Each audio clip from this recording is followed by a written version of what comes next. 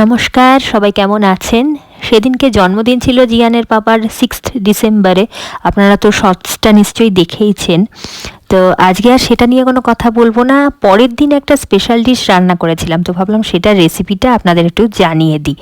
Chicken tandoori. তো chicken tandoori নাম বললেই সবার আগে তন্দুরি মশলা তো লাগবেই, আর তার সাথে টক দই, জিরের গুঁড়ো, ধনের গুঁড়ো, গরম মশলা, নুন, চিনি তো আছেই। এটা দিয়ে ভালো করে ম্যারিনেট করে রাখতে হবে। সকাল থেকে প্রায় সন্ধে পর্যন্ত রেখেছিলাম আমি। আর তার সাথে একটা সবুজ রঙের চাটনি বানিয়েছি ধনেপাতা দিয়ে, একটু টক টক ঝাল ঝাল মতো।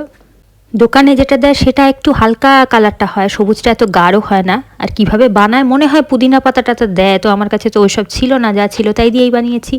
আর এটা বেশ চাটুর ওপরে সাদা তেল প্রথমে মাখিয়ে নিয়েছি, মানে ব্রাশ করে, তারপরে রেখে ঢাকা দিয়ে সিম করে বেশ অনেকক্ষণ ঝিঢিমে আছে একটু একটু করে হয়েছে।